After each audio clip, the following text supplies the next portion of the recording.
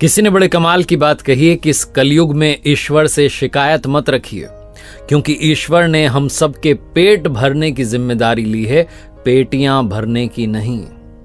नमस्ते दोस्तों, मैं हूं आरजे कार्तिक। एक बड़ी छोटी सी कहानी है पुराने जमाने की। एक राजा के दरबार में पंडित जी पहुंचे पूजा पाठ कराने के लिए। पूजा पाठ समाप्त हुआ तो राजा ने 3 प्रश्न किए और कहा कि पंडित जी जवाब दीजिए। पहला प्रश्न था कि ईश्वर कैसे दिखता है, दूसरा प्रश्न था कि ईश्वर कहां तक देखता है, और तीसरा प्रश्न था कि ईश्वर जो है वो क्या करता है। पंडित जी ने कहा कि मैं थोड़ा सोच विचार करके जवाब दूंगा, आप मुझे थोड़ा समय दीजिए। राजा ने कहा 1 महीने का समय आपको दिया। पंडित जी घर आ गए, सोचने लगे, विचार करने लगे, लेकिन वो प्रश्न का सटीक जवाब मिल नहीं रहा था। जैसे जैसे वो डेडलाइन समाप्त हो रही थी, वो 1 महीने का समय समाप्त हो रहा था, उनकी टेंशन बढ़ती जा रही थी।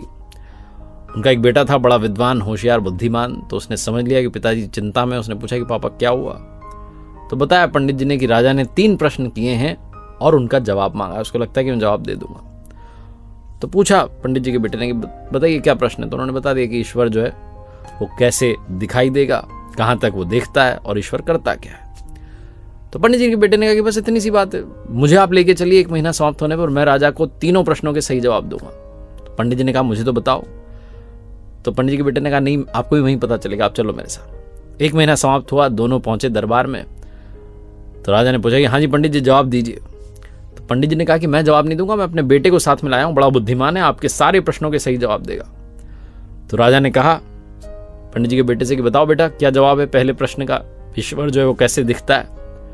तो पंडित जी के बेटे ने कहा कि गजब करते हैं आप महाराज, इतने बड़े महाराज हैं और आपके यहाँ अतिथि आया, उसका आपने आदर सत्कार नहीं किया, पानी नहीं पिलाया, कुछ आपने जलपान की व्यवस्था नहीं की और सीधा प्रश्न पूछ लिया। राजा को शर्म आई, तुरंत जो है दूध के गिलास मंगवाए गए। दूध का गिलास आया तो पंडित जी के बेटे ने उसमें उंगली डाल करके देखना शुरू किया और दूध को बाहर निकाल करके देखना शुरू किया। थोड़ी देर तो चलता रहा, फिर राजा ने पूछा कि कर क्या रहे हो।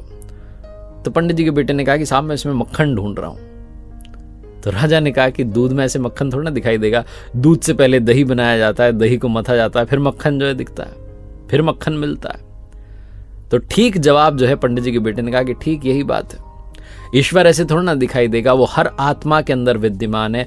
हर आत्मा में, हर जीव में जो आत्मा है उसमें परमात्मा रहता है, लेकिन पहले आपको नियमों का पालन करना होगा, ध्यान करना होगा, अभ्यास करना होगा, उन्हें प्रसन्न करना होगा, फिर वो आपको दिखाई देंगे। राजा जवाब से बड़ा खुश हुआ। उसने कहा ठीक है, दूसरे प्रश्न का जवाब दो कि भगवान जो है, ईश्वर जो है कहां तक देखता है। पंडित जी के बेटे ने कहा कि आप एक मोमबत्ती मंगाइए। मोमबत्ती मंगाई गई, फिर मोमबत्ती को जलाया गया। तो पंडित जी के बेटे ने पूछा कि राजन ये बताइए कि इसकी रोशनी कहां तक जा रही है। तो राजा ने कहा कि चारों तरफ जा रही है। तो पंडित जी के बेटे ने कहा बिल्कुल, भगवान भी चारों तरफ देखता है, चारों तरफ उनका प्रकाश विद्यमान है। ये मत सोचो कि हमारे कर्मों का हिसाब उनके पास नहीं, उनके पास हर कर्म का हिसाब है। राजा बहुत प्रसन्न हुआ। उसने कहा अब तीसरे प्रश्न का जवाब दो कि ईश्वर करता क्या है। पंडित जी के बेटे ने कहा कि आप ये सवाल जो है गुरु बनकर के पूछ रहे हैं या शिष्य बनकर के पूछ रहे हैं। राजा ने विनम्रता से कहा कि मैं शिष्य बनकर के पूछ रहा हूं। पंडित जी के बेटे ने कहा कि गजब करते हैं। उसने ताना मारा कि जो शिष्य है वो तो सिंहासन पर बैठा है, गुरु नीचे खड़ा हुआ है। राजा को फिर से लज्जा आई, शर्म आई, तुरंत नीचे उतर कर आया और पंडित जी के बेटे से कहा आप महात्मा जी ऊपर बैठिए। जाकर के पंडित जी का बेटा सिंहासन पर बैठ गया। फिर राजा ने प्रश्न किया कि बताइए ईश्वर करता क्या है।